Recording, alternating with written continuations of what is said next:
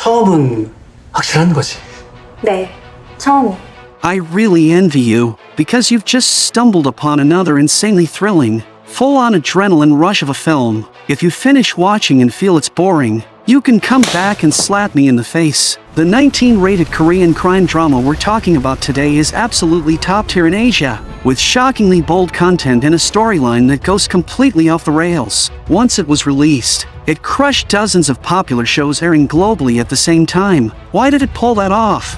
Because it dares to openly portray filthy deals and organ trafficking exactly as they are. Just when you think you're seeing the very bottom line of human nature, you realize there's an even darker abyss beneath it. Today, let's take a look at how much a human life is really worth after civilized society collapses. Our female lead is named Ju Young, and she works in the service industry. The well-dressed man standing in front of her is her first client of the day. Looking at Ju Young's graceful figure and attractive appearance, the man is thrilled, thinking he has struck gold, and cheerfully chats with her. Because Ju Young is new to this line of work, and she is dressed like a student, she blurts out a price of 1 million won, but the man is not foolish. Girls in this business often use pleasant lies to mislead customers. After some back and forth bargaining, the deal is finally settled at 70,000 won. Although the price difference is huge, Ju Young is not here for the money at all, but for him. After all, women who treat a man with such sincerity are rare. The man impatiently heads to the bathroom to take a shower,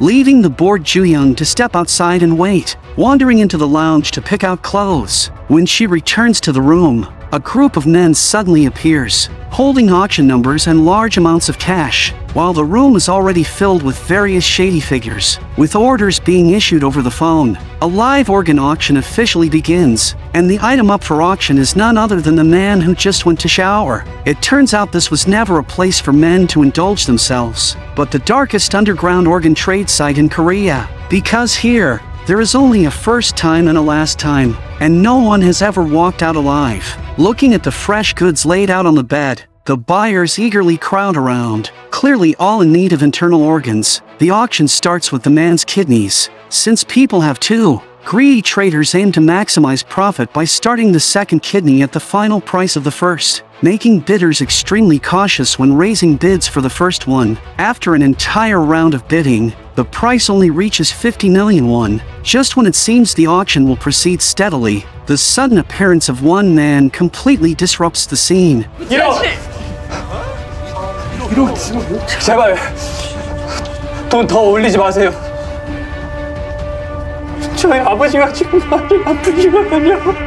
이게 제 전 재산이에요. 돌아갈 집도 없어요. 제발 부탁드리겠습니다. 부탁드릴게요. Everyone is moved by his devotion to his father and decides to let him have the kidney. After the countdown ends, the man named Gukryol wins the item for 100 million won. But just as they prepare to auction the second kidney, a problem arises on Gukryol's side. It turns out he does not actually have that much money for his father's treatment, having already spent all his savings. You have to understand that 100 million won is no small sum in Korea, and it is extremely difficult for ordinary people to come up with. As security is about to escort Gukryol out, Ju Young steps in to stop them, explaining that they offer loan services here. If Gukryol truly wants the kidney, he can borrow the money with no interest and no aggressive collection, as long as it is repaid within 1 week, with the only collateral being his own body. Hearing this, Gukryol does not even check for unfair terms in the contract and signs immediately, successfully purchasing the first kidney. However, just as they are about to auction the second kidney,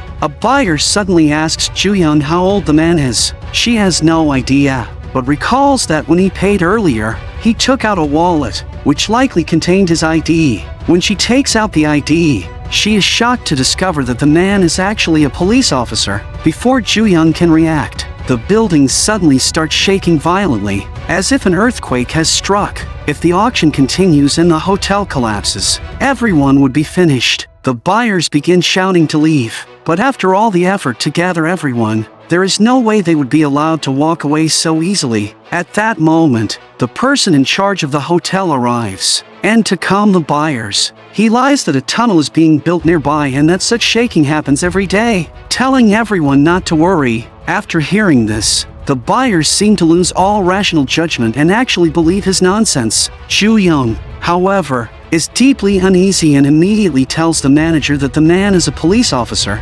Unexpectedly, the manager tells her not to worry, saying that whatever happens is the boss's responsibility, and all she needs to do is finish the transaction. As just a worker with no real power, Ju-young has no choice but to follow his instructions. Next, they proceed to auction the second kidney.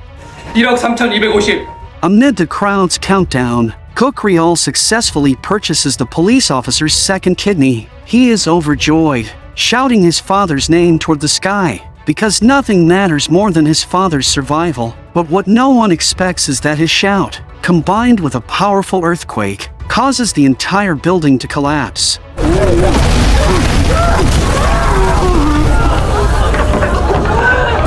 The orderly auction scene instantly turns into chaos, with buyers wailing on the ground like refugees. About half an hour later, the ruined hotel gradually falls silent, while everyone else is thinking about how to escape.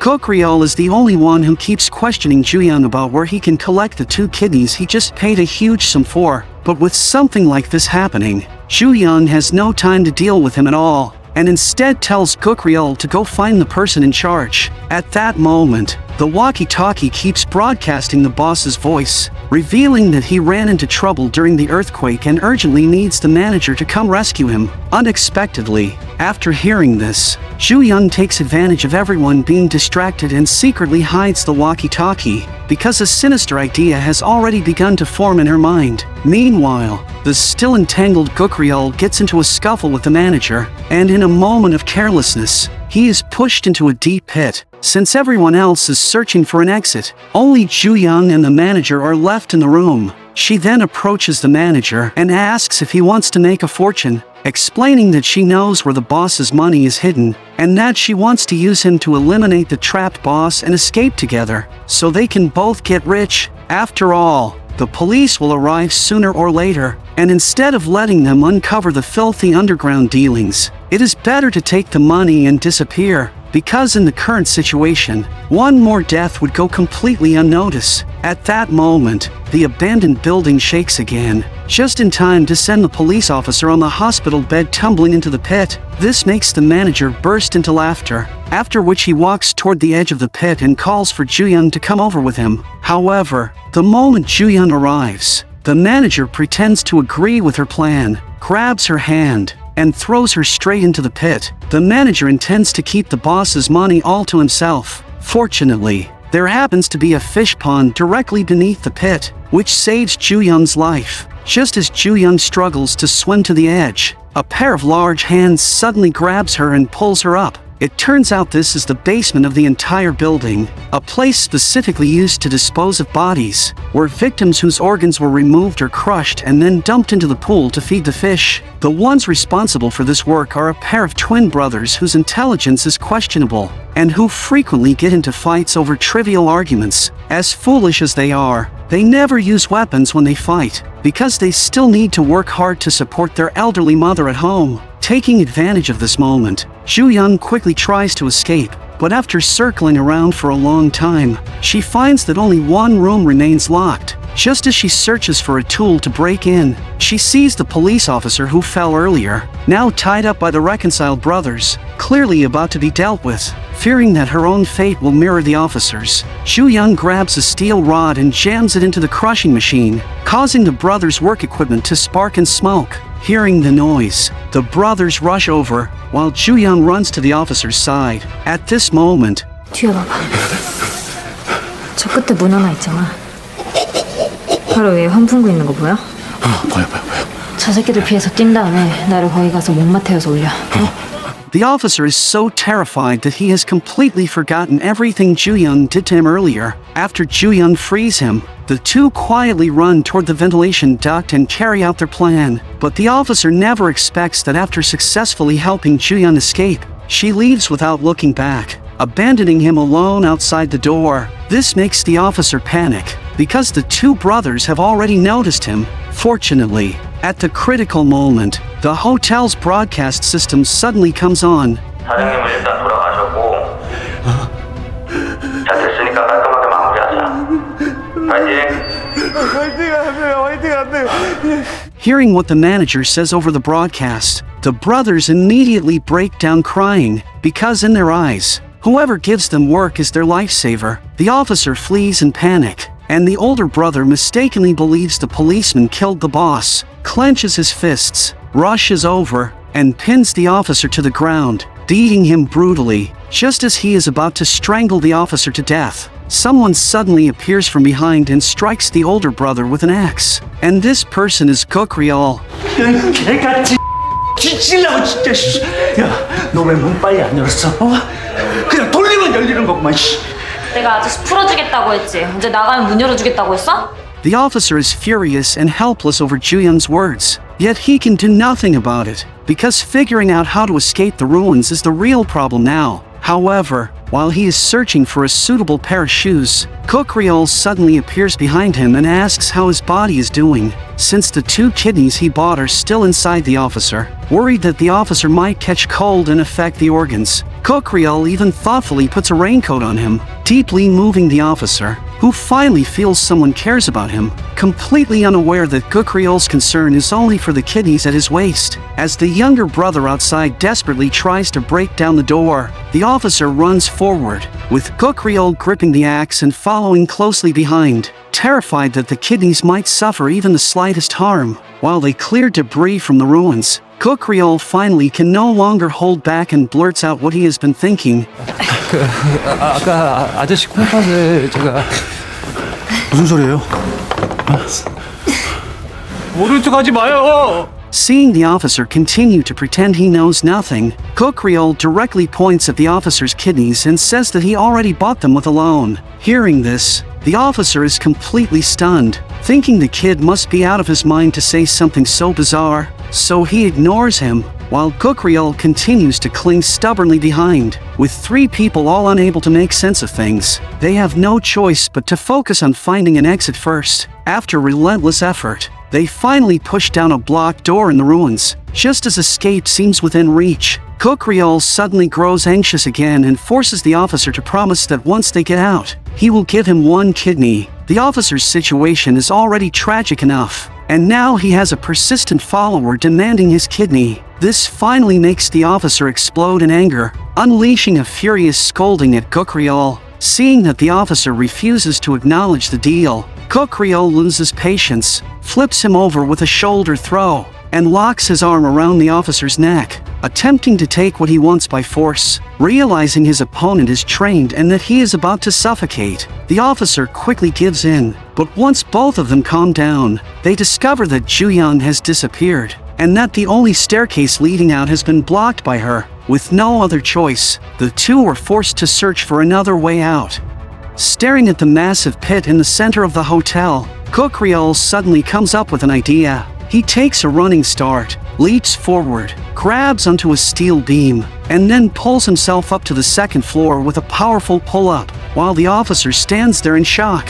A bedsheet is tossed down, clearly showing that Gokryol has not forgotten about his kidneys. With Gokryol's help, the 2 of them finally manage to climb up to the 2nd floor. They do not dare to stop for even a second and begin searching for stairwells from every direction, but all attempts end in failure. At that moment, voices suddenly come from behind them. It is the officer who suggests they split up to look for any rooms that can be opened and hide inside. On the surface, it sounds like a solution, but in reality, the officer is trying to shake Gokryol off.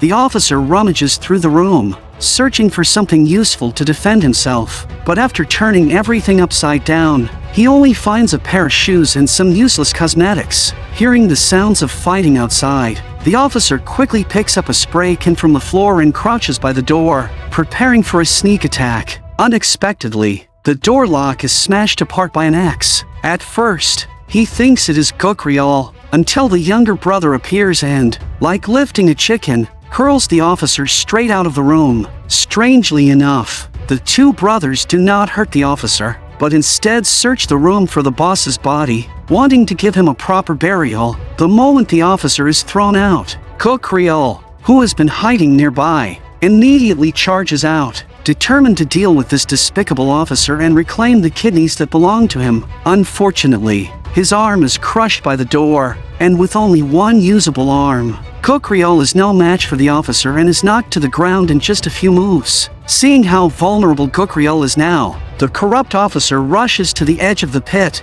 and at the moment Cocriol lunges toward him, he lands 2 punches that knock him unconscious, then coldly watches him fall into the pit. Just as the officer is about to leave, he suddenly sees the reappearing Ju-young standing there. This scene enrages the officer, and he wants to beat Ju-young badly. However, Ju-young reveals that she has found a secret passage, and in order to survive, the officer chooses to believe her and follows her into a room. This opening turns out to be a corpse disposal chute, and if they move along the railings on the side, they might be able to reach the rooftop and escape the ruins. Coincidentally, the boss's office is also on the 4th floor, where a safe full of cash is located. But Ju-young is unsure whether someone has already gotten there first, which is why she brought the officer along. Kept completely in the dark, the officer does not hesitate at all. As long as he can get out alive, he is willing to try any path no matter how dangerous. Without another word, he starts climbing up along the chute, but just as they reach the 3rd floor, before Ju-young can react, a pair of hands suddenly reaches into the passage, violently drags her inside, and both of them are subdued on the spot. They are the buyers who came to purchase organs, and they have been hiding in this room for a very long time. Seeing Ju-young and the officer together, they believe they have been scammed, so they tie both of them up and threaten to kill Ju-young. At this critical moment, Ju-young suddenly has a flash of inspiration. 야, 이 괜찮아! 그걸 그렇게 쉽게 말해버리면 어떡해! 내가 성매매 알선하는 버릇 새끼들 다 잡아 쳐놓으려고 3년을 고생을 했는데. The two of them play along perfectly, claiming that they are undercover police officers who have been infiltrating the group for 3 years to wipe out the organ trafficking ring in one sweep. Now that an earthquake has struck, they are forced to act ahead of schedule. The officer adds that as long as they can get a phone, he can call for backup, not only capturing all the traffickers but also rescuing everyone trapped here. However, the buyers do not believe their performance until they find a police badge in the officer's pocket, at which point they finally accept the story. But when life and death are on the line, who would entrust their safety to a stranger? So they unanimously decide to let the officer go to retrieve a phone and call for help. Because all buyers had their phones confiscated by security earlier and placed in the 1st floor lobby, with no other choice, the officer returns to the chute and makes his way down to the 1st floor lobby. Every step he takes is cautious, fearing someone might suddenly appear and kill him, because in the current situation,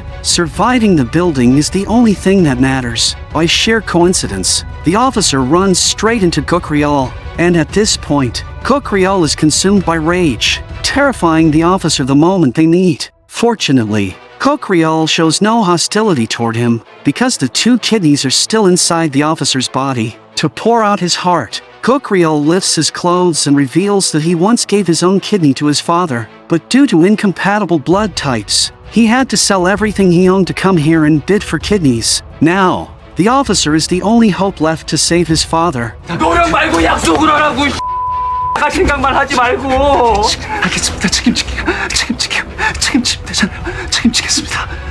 When he learns that the officer is heading downstairs to look for a phone, Cocriol takes one out and says that he saw many phones on the 1st floor earlier, but none of them had any signal. Seizing the moment, the officer shows his police badge and tells Cocriol to go wait on the 4th floor for rescue, claiming that it is very safe there, while he himself needs to go to the 3rd floor to save an informant. Hearing this, Cocriol believes him once again and climbs up the chute without hesitation, only to be dragged inside the moment he reaches the 4th floor. The officer knows full well that the people upstairs are organ traffickers, but from the beginning to the end, he has no intention of caring whether Cocriol lives or dies, because if Cocriol survives, he will still come after his kidneys. So, as agreed, he heads to the 3rd floor to rescue Ju-young. Strangely enough, when the officer arrives on the 3rd floor, he discovers that all the buyers who were still alive earlier are now dead. From a barely conscious woman, he learns that shortly after he left, the buyers fell into disputes and carried out a brutal massacre among themselves. Fortunately, Zhu Yang hid in the restroom in advance and narrowly escaped death. As for why the officer is now protecting Zhu Yang so carefully, it is all because she promised him that as long as they could successfully reach the boss's office, she would give him 70% of the cash inside. After all, no one turns down money, and the officer is no exception. After packing their belongings and fully arming themselves, the two immediately head to the 4th floor and quietly make their way toward the boss's office. Corpses are scattered all along the corridor, showing that even the organ trafficking staff had their eyes on the boss's seemingly endless fortune. As the saying goes, people die for wealth just as birds die for food, and only those who survive to the end are the real winners. After enduring countless hardships, the two finally reach the door of the boss's office. Once the doorbell is pressed, Zhu Yang immediately shoots and kills one of the men inside.